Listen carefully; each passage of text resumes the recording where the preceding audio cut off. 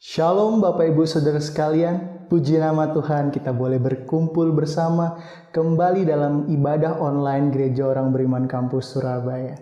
Saya yakin dan percaya Bapak Ibu Saudara sekalian dijagai, disertai, dilindungi oleh Tuhan, amin. Puji nama Tuhan, mari kita mau sama-sama berdoa untuk memulai ibadah kita di pagi hari ini. Bapa yang sungguh baik, kami bersyukur Tuhan karena bersama-Mu Tuhan, kami bisa melalui segalanya Tuhan Yesus.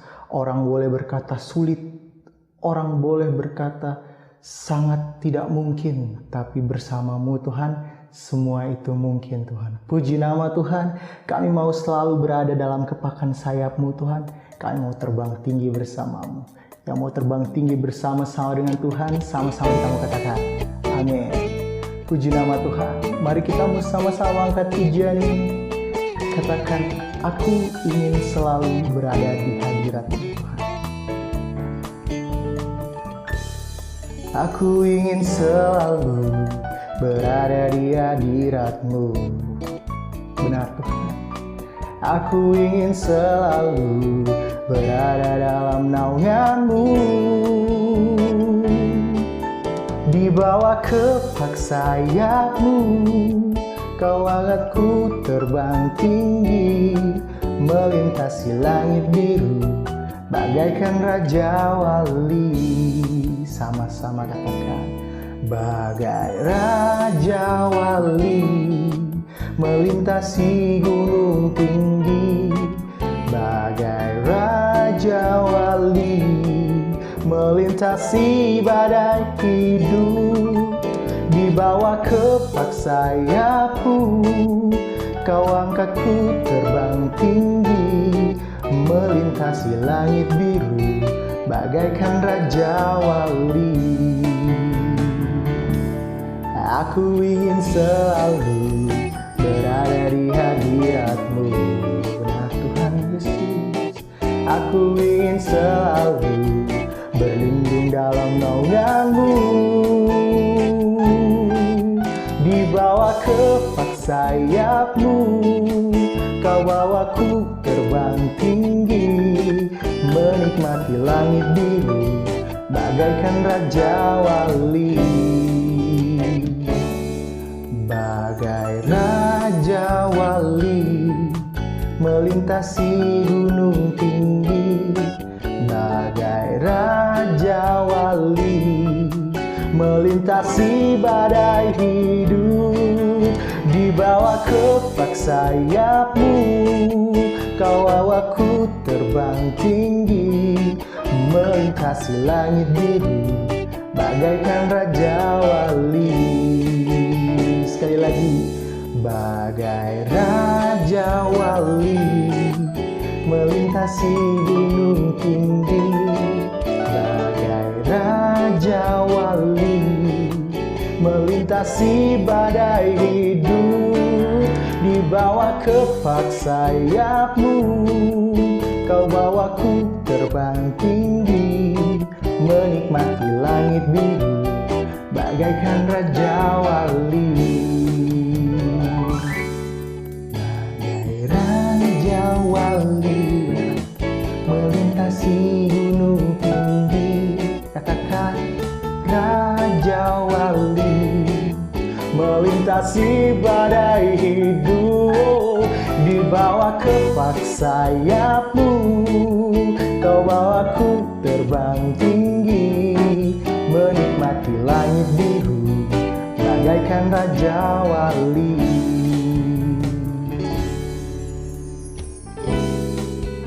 Benar Tuhan Yesus, kami bisa melewati segala badai hidup dalam kehidupan kami Tuhan Yesus.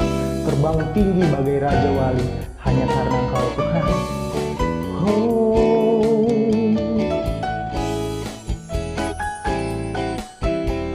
Tuhan Yesus.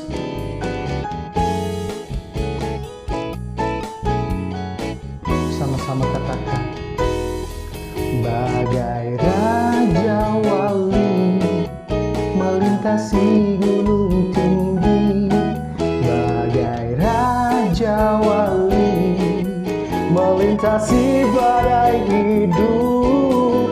Di bawah kepak kepak sayapmu, kau bawaku terbang tinggi, menikmati langit biru, bagaikan Raja Wali, bagai Raja Wali, Raja Wali, melintasi gunung tinggi, bagai Raja Wali, melintasi badai hidup, di bawah kepak sayapmu, kau bawaku terbang tinggi, melintasi langit biru, bagaikan Raja Wali. Katakan, melintasi langit biru, bagaikan Raja Wali,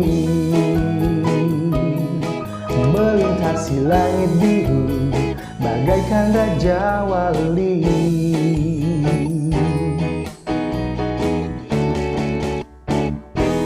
Puji nama Tuhan, berikan kemuliaan bagi nama Tuhan. Haleluya, haleluya, haleluya. Haleluya, puji nama Tuhan. Kita telah memuji memuliakan nama Tuhan, amin.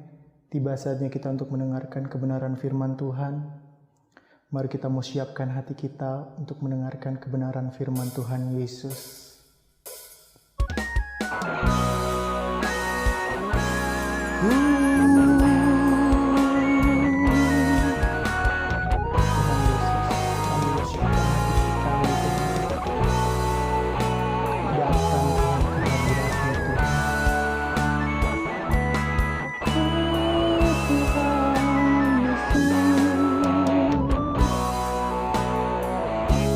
Sama-sama kita angkat pujian ini dari awal. Kata, ku datang ya Bapa.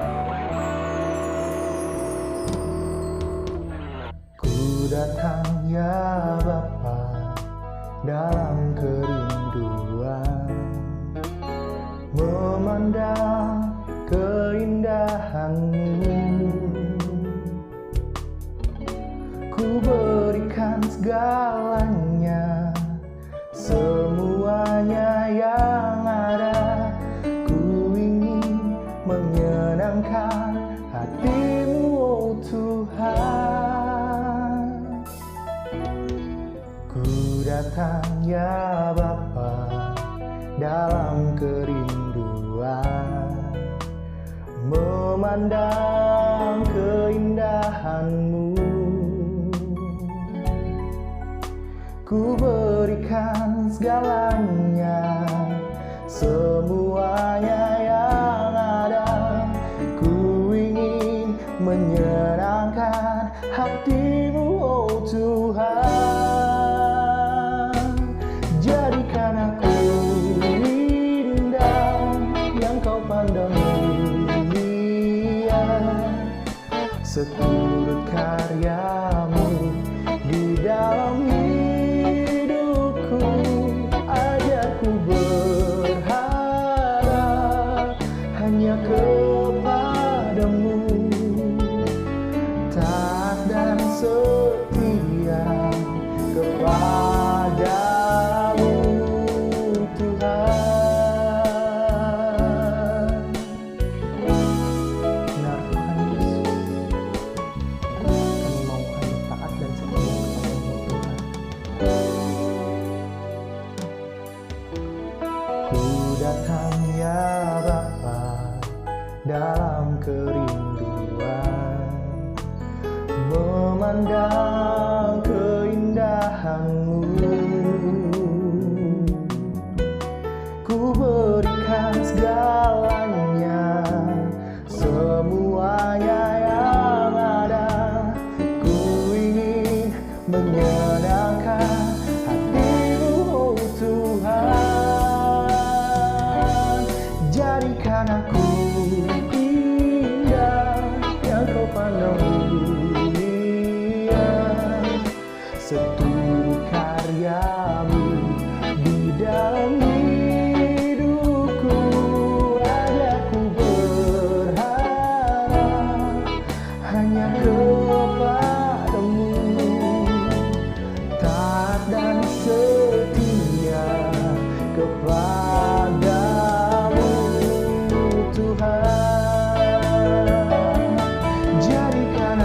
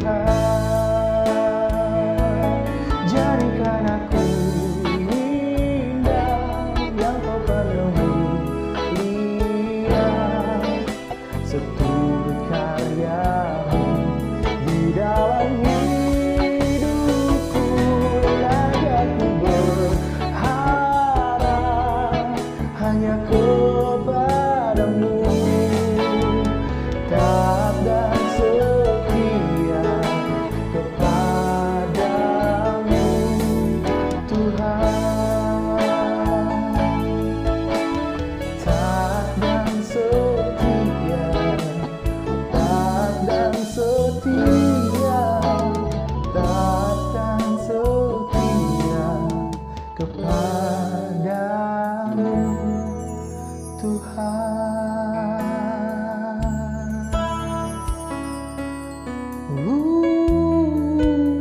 Tuhan. Ya Tuhan Yesus, kami mau taat dan setia Tuhan. Yes, katakan, kami mau setia Tuhan Yesus. Kami mau taat Tuhan Yesus dalam firman-Mu Tuhan. Terima kasih. Terima kasih Tuhan. Katakan, terima kasih. Terima kasih Tuhan. Terima kasih. Terima kasih Yesus. Sembah Dia, sembah Dia yang hidup, Bapa mulia Tuhan,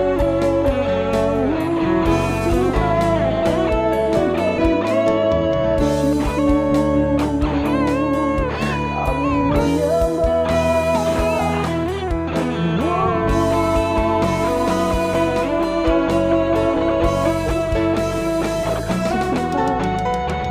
Mari jangan biarkan dirimu berdiam diri. Sembah Allah yang hidup, Yesus namanya. Kami bersyukur,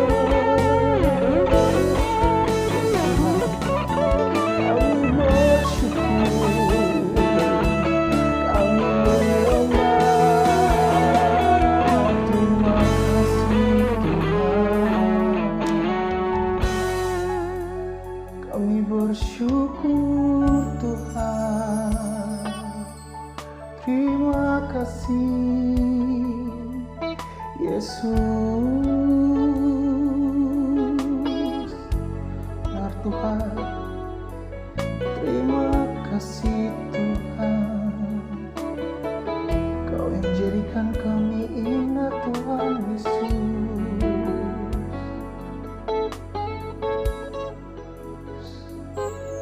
Jadikan aku indah yang kau pandang mulia, seturut karyamu di dalam hidupku.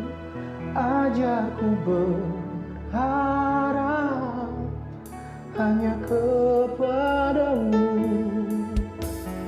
taat dan setia kepadamu Tuhan. Katakan, jadikan aku indah yang kau pandang mulia, seturut karyamu di dalam hidupku, dan ajarku berharap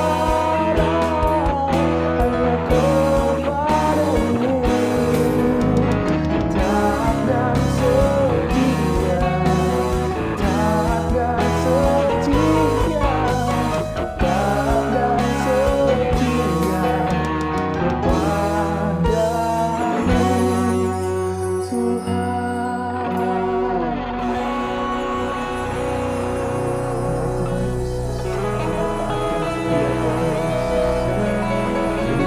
Tuhan. Kami siap Tuhan untuk mendengarkan kebenaran firman-Mu Tuhan. Berfirmanlah bagi kami anak-anak-Mu. Kami siap untuk mendengarkan. Dalam nama Tuhan Yesus kami berdoa dan mengucap syukur. Amin. Shalom Bapak Ibu Saudara yang terkasih dalam Tuhan Yesus Kristus. Apa kabar? Saya berdoa kita semua dalam keadaan baik, sehat, sukacita, serta tentu yang utama adalah tetap terus semangat. Karena kalau kita menengok ke belakang, sampai hari ini tidak terasa hampir 1 tahun. Bulan depan genap 1 tahun kita sudah melakukan ibadah secara online. Bukan waktu yang singkat, tetapi saya percaya ini semua boleh dilalui karena Tuhan punya rencana buat kita semua dan tentu untuk kebaikan kita bersama.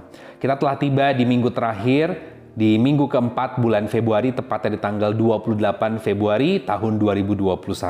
Saya berdoa bulan depan kita boleh kembali memasuki bulan yang baru dengan penuh semangat, dengan tetap kita fokus kepada Tuhan, dan saya percaya bersama dengan Tuhan kita pasti cakap menanggung segala perkara. Mari kita buka kebenaran firman Tuhan pada hari ini terambil dari satu ayat saja dari Perjanjian Lama, 2 Samuel pasalnya yang ke-9 ayatnya yang ke-1. Judulnya di Alkitab ialah Daud dan Mephiboset. Nanti seperti biasa, satu nats secara keseluruhan Bapak Ibu Saudara dapat membacanya di rumah masing-masing. Tetapi untuk pembahasan hari ini kita hanya akan membaca bersama-sama satu ayat dari 2 Samuel pasal 9 ayatnya yang ke-1. Demikian firman Tuhan. Berkatalah Daud, "Masih adakah orang yang tinggal dari keluarga Saul? Maka aku akan menunjukkan kasihku kepadanya oleh karena Yonatan." Saya ulangi sekali lagi, berkatalah Daud, "Masih adakah orang yang tinggal dari keluarga Saul? Maka aku akan menunjukkan kasihku kepadanya oleh karena Yonatan." Demikian firman Tuhan. Perhatikan di ayat yang pertama, di sana ada kalimat menunjukkan kasih. Jadi hari ini, karena kebetulan juga tepat di bulan Februari, walaupun kita tidak merayakan dalam artian secara kultural ya Valentine, tetapi ada bagusnya ketika kita membahas tentang kasih. Bukankah Tuhan kita adalah Tuhan yang penuh kasih, dan penting untuk kita membahas tentang kasih. Saya rasa belum terlambat untuk kita membahas tentang kasih di bulan Februari ini. Maka dari itu saya ingin membagikan buat setiap kita tentang menunjukkan kasih. Saya berdoa biarlah setiap kita sebagai orang percaya boleh menjadi orang-orang yang hidupnya menunjukkan kasih. Karena apa? Karena kita telah melihat sendiri kasih dari Tuhan kita.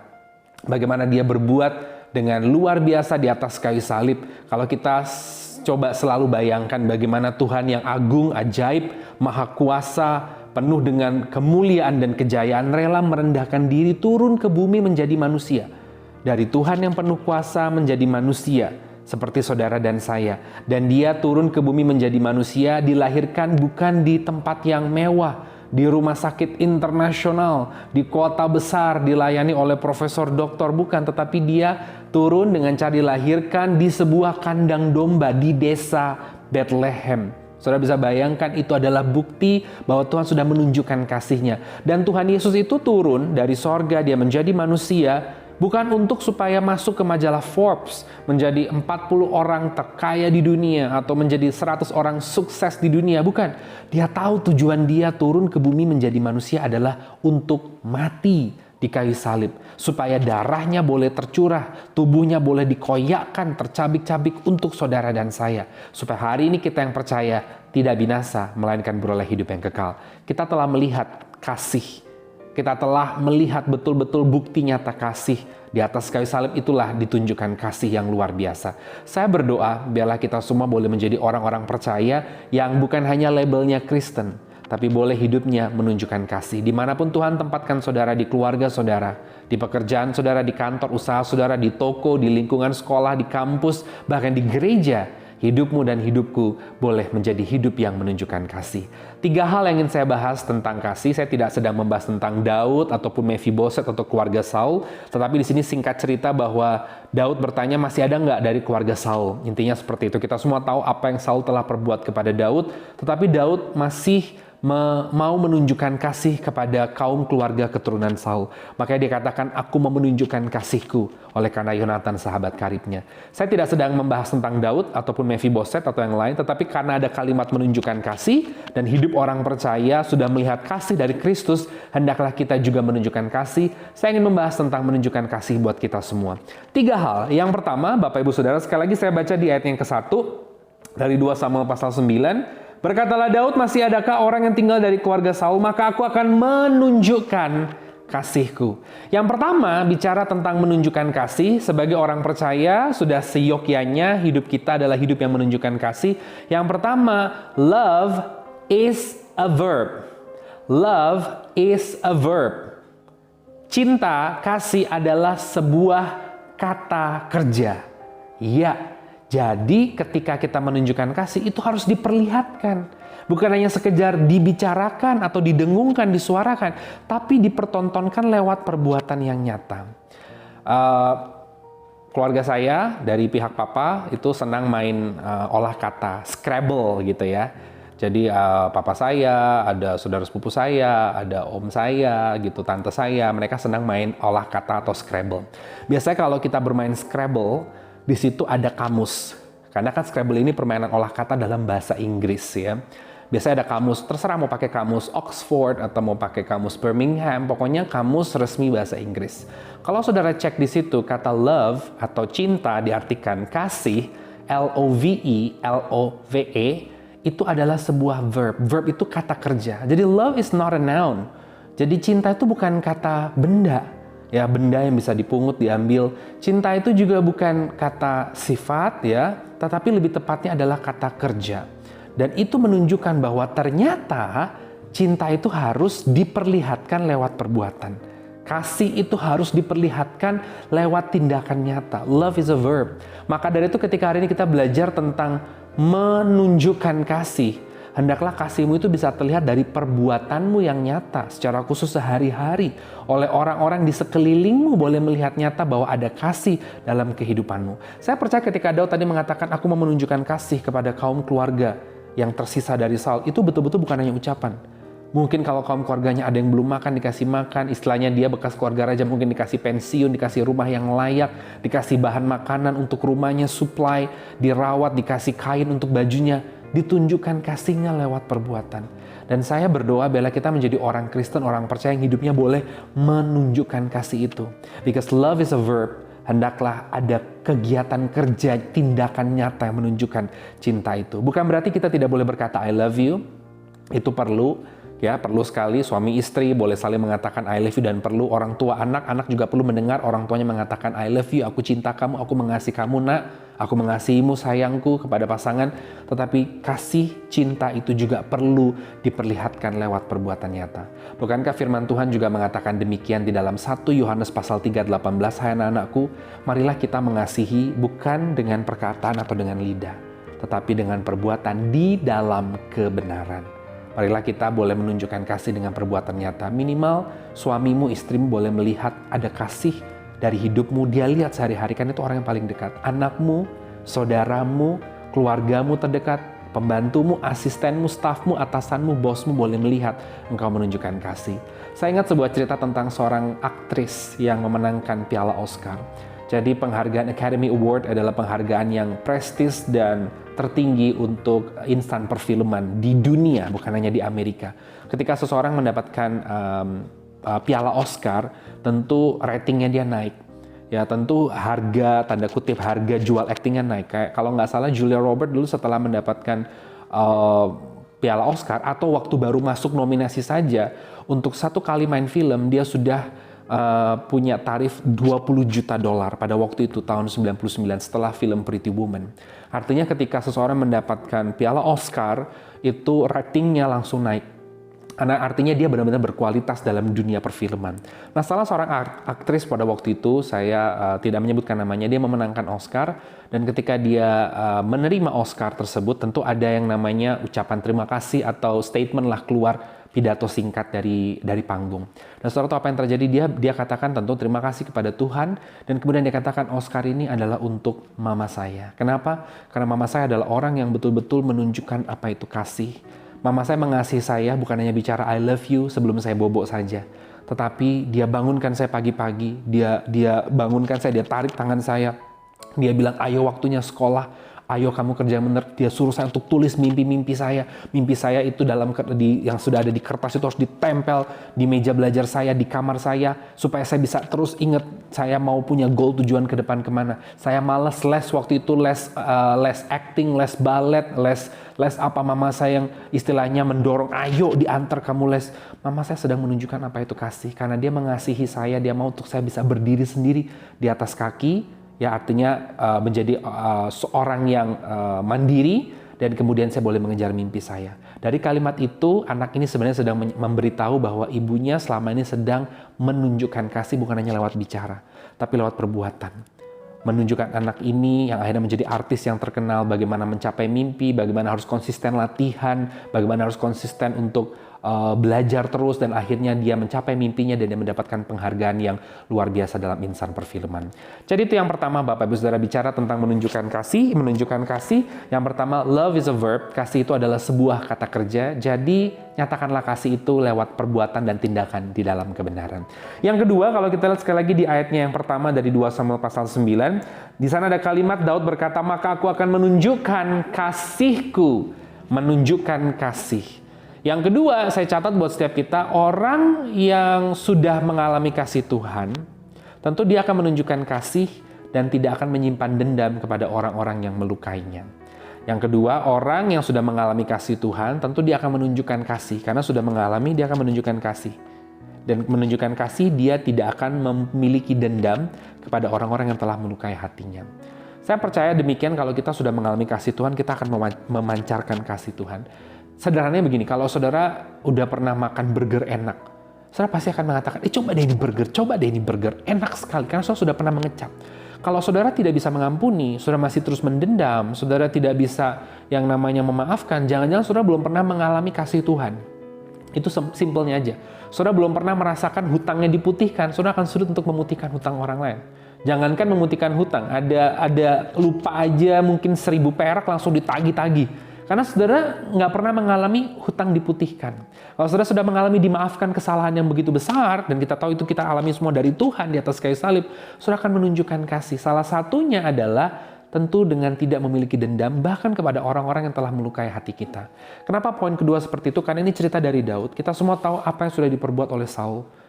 Kalau kita menggunakan istilah dunia perfilman, sekali lagi ya, ada satu kalimat adegan perfilman yang terkenal yang diucapkan oleh Cinta kepada Rangga dalam film Ada Apa Dengan Cinta. Rangga, kamu jahat gitu. Ya, saudara pasti tahu adegan itu ya. Daud bisa loh ngomong gitu ke Saul. Saul, kamu jahat banget karena kamu mau berusaha membunuh aku berkali-kali. Kamu berusaha untuk melakukan ini itu. Memang Saul kalau dibilang ya jahat kepada Daud. Seharusnya secara manusia, kalau Daud mendendam, bahkan sampai kepada keturunan yang dimusnahkan, secara manusia yang belum bertobat, it's normal. Tetapi ternyata Daud tidak seperti itu. Dia tidak seperti itu. Bahkan keturunan Daud yang tersisa pun dia tanya, di mana? Mau aku openi, mau aku urus. Kalau nggak ada makanan, aku kasih makan. Kalau nggak ada baju, aku kirim kain. Mau aku urus, dia punya kehidupan yang layak dimanusiakan. Ini kenapa? Saya percaya karena Daud telah mengalami kasih Tuhan yang besar. Makanya dia tidak memiliki dendam seperti itu. Saya tahu dalam hidup kita sebagai manusia pasti ada orang-orang yang pernah melukai hati saudara. Saya sebagai pendeta pun saya pernah bertemu dengan orang yang melukai hati saya yang tidak mungkin saya ceritakan di sini. Melukai secara lewat perbuatan, lewat verbal, kalimat yang menusuk seringkali. Tiap kali ketemu mungkin kalimatnya menusuk, tiap kali bertemu mungkin ada saja. Saya pernah bertemu dengan orang-orang seperti itu. Bahkan ada orang-orang yang mungkin pernah melukai saya bukan lewat perkataan, lewat perbuatannya. Tapi kembali lagi saya ingat kasih Tuhan begitu besar. Jangan sampai ada dendam. Karena apa? Karena Tuhan tidak dendam kepada saya. Jadi orang yang mengalami kasih Tuhan pasti akan mewartakan, menyatakan kasih. Dengan cara apa? Dengan cara tidak dendam kepada orang-orang yang bahkan melukai hatinya. Saya percaya bukan karena hebat kita, tapi karena hebat kuasa Tuhan yang telah mengasihi kita. Wow, kalau kita bisa betul-betul membayangkan adegan peristiwa salib itu, saudara. Makanya di film The Passion of the Christ itu adalah film tentang penyaliban Tuhan Yesus dari sekian banyak film yang telah dibuat oleh dunia perfilman yang boleh dikatakan paling mendekati. Karena di sana ada adegan yang begitu mengharukan bagaimana Yesus harus disiksa, disalib, disaksikan oleh Maria. Kita tahu seorang ibu, ya pasti dia akan hatinya sangat-sangat sedih melihat anaknya sendiri harus mengalami luka, harus mengalami disiksa dan sebagainya. Kenapa Yesus lakukan itu? Yesus lakukan itu buat saudara dan saya. Kalau kita bisa bayangkan adegan, ya oke, contoh nontonlah film The Passion of the Christ. Atau saudara, kalau tidak nonton, saudara bayangkan bagaimana Alkitab mengatakan di perjanjian lama wajahnya sudah tidak seperti anak manusia lagi. Karena sudah hancur luar biasa, luka, darah sudah kemana-mana. Dia lakukan itu karena dia mengasihi saudara dan saya. Saudara dan saya yang tidak layak masuk sorga. Kalau kita percaya dan hidup bertobat di dalam Tuhan, kita dilayakkan masuk sorga. Saudara pasti tidak akan mendendam kepada orang lain. Ya, saya ingat sebuah cerita tentang, saudara pasti pernah mendengar yang namanya Nelson Mandela. Nelson Mandela itu dipenjara 27 tahun. Karena pada waktu itu ada politik apartheid di Afrika Selatan. Perbedaan warna kulit, perbedaan perlakuan terhadap warna kulit. Kulit hitam diperlakukan berbeda dengan kulit putih. Dan dia dipenjara dari tahun 62 sampai dengan tahun 1989. Dan saya singkat saja ceritanya, long story short, bahwa pada waktu dia keluar dari penjara dan kemudian dia mendapatkan jabatan sebagai Presiden Afrika Selatan, Presiden kulit hitam pertama Afrika Selatan tahun 94, sahabat-sahabat karibnya itu berkata, langkah pertama yang harus kamu lakukan adalah bukan memperbaiki ekonomi dan sebagainya. Kamu cari itu sipir-sipir penjara yang dulu nendangin kamu, siapa tahu masih hidup. Kalau perlu panggil anaknya, seret keluarganya, suruh sujud di depan kamu. Kamu 27 tahun diinjek, ditonjok, dikencingin, kamu dipukul, digebuk. Tapi apa yang dikatakan oleh Nelson Mandela? No, itu nggak akan menyelesaikan masalah. Luka ditambah dengan luka. Dan ternyata 27 tahun dalam penjara itu adalah kesempatan yang dia melihat dari sisi yang berbeda. Kesempatan di mana Nelson Mandela bisa menyelesaikan membaca Alkitab. Bukan 1 tahun loh, 27 tahun. Dan ketika membaca Alkitab itu, akhirnya dia menemukan kasih Tuhan. Dan dia bilang, nggak usah. Saya nggak akan panggil sipir-sipir penjara. Orang-orang penjara yang dulu pernah jahat sama saya buat apa? Tuhan sudah begitu baik. Ya, Tuhan begitu baik, buktinya dia diangkat menjadi presiden, jabatan yang tertinggi di sebuah negara. Siapa lagi yang mau di atas dia? Bahkan dia meraih penghargaan Nobel. Penghargaan Nobel itu kalau nggak salah nilainya kalau dirupiahkan lebih dari 12 miliar rupiah. Saudara, perlu apa lagi? Untuk apa manggil orang-orang yang dulu jahat sama saya tuh saya gebukin buat apa? Kasih Tuhan sudah jauh lebih besar.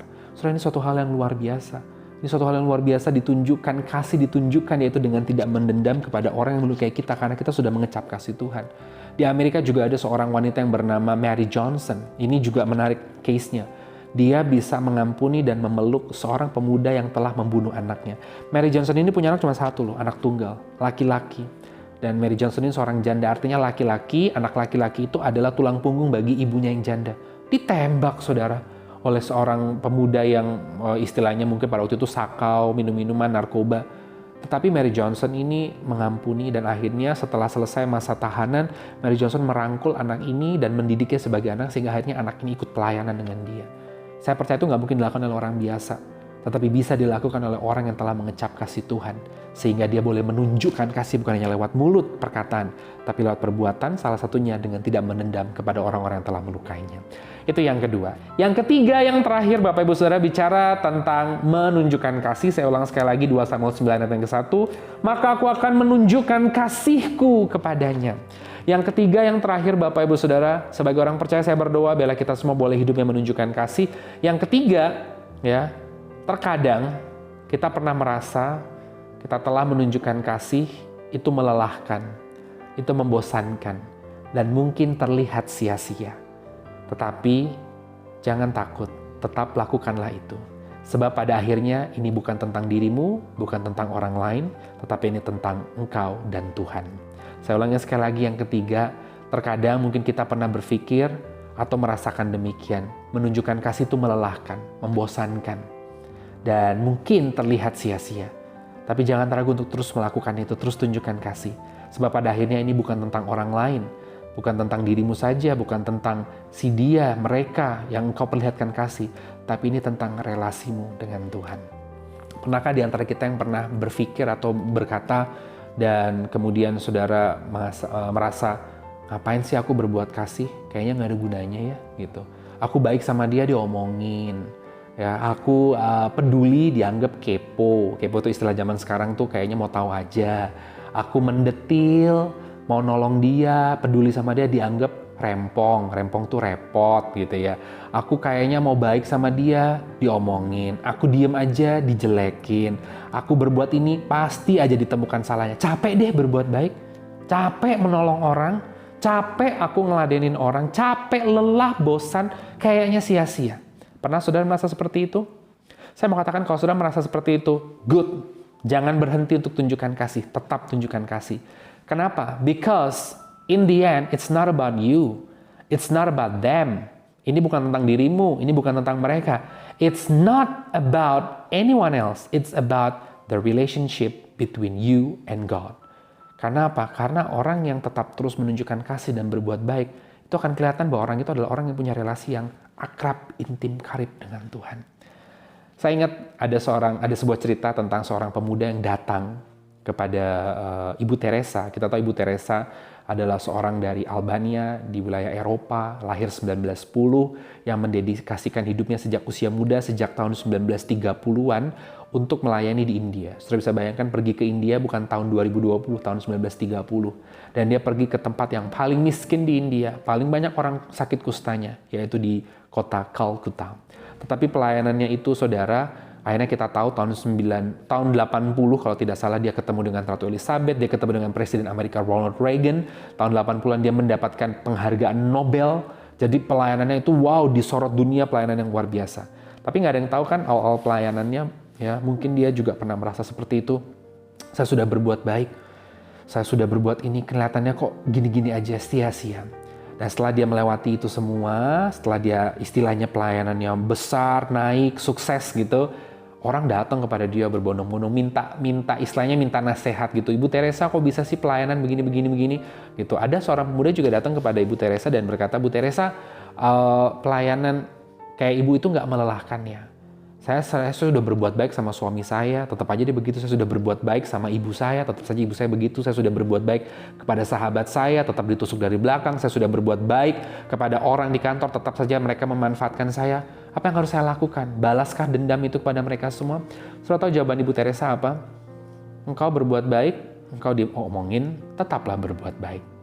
You do good thing, you be kind person, and people do bad things to you, still do good things. Tetap lakukan hal baik. Oh ya? Engkau mungkin sudah berbuat baik, tetapi orang menganggapnya engkau jahat, engkau diperbincangkan, digosipin, kalau sekarang dinyinyirin, dijulitin. Tetaplah berbuat baik. Engkau mungkin sudah melakukan, menunjukkan kepedulianmu, tapi orang menganggap itu tetap kurang, itu tidak bagus. Ya, selalu ada saja yang salah.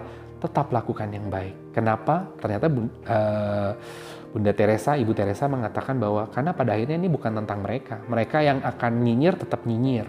Mereka yang tetap menganggap engkau jelek akan tetap menganggap engkau jelek. Tetapi ini tentang engkau dan Tuhan. Wow, itu betul sekali saudara. Ini sebenarnya tentang relasimu dengan Tuhan. Jadi kalau engkau hari ini ada di titik sudah merasa sudah melakukan perbuatan baik, tetap selalu salah, ya, sudah menyatakan kasih, tetap selalu dianggap kurang, tidak benar, diomongin, nggak usah takut, tetap terus nyatakan kasih. Karena ini bukan tentang orang yang melihat engkau, tetapi ini tentang relasimu dengan Tuhan.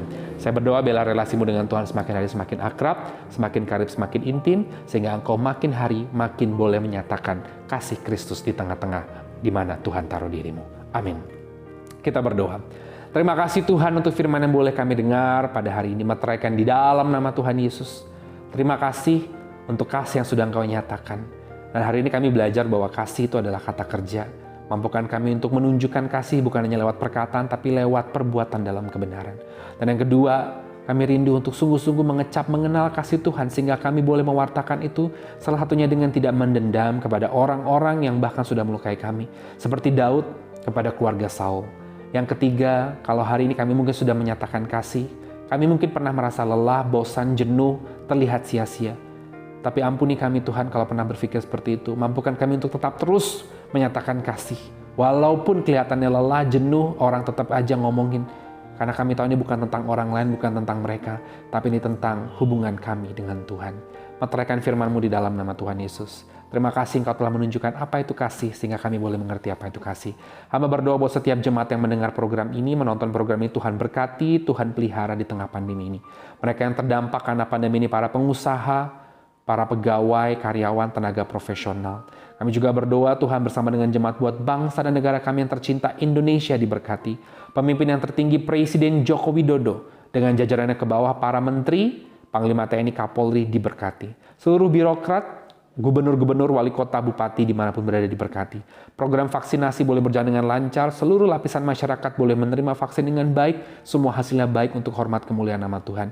Kami juga berdoa Tuhan untuk mereka yang ada di garda terdepan dalam pandemi ini, para relawan dan tenaga medis. Kami juga berdoa buat gereja-gereja Tuhan dan jemaat Tuhan, hamba-hamba Tuhan yang melayani, baik itu di pelosok, di daerah, mereka yang ada di luar jangkauan kota-kota besar, Tuhan Kau berkati. Secara khusus gereja Orang Beriman Kampus Surabaya, dengan jemaatnya Tuhan Kau berkati.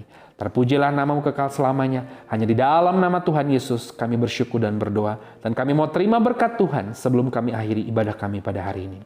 Mari Bapak Ibu Saudara angkat kedua tangan-Mu. Arahkanlah pandangan hatimu ke hadapan Tuhan dan terimalah berkat Tuhan.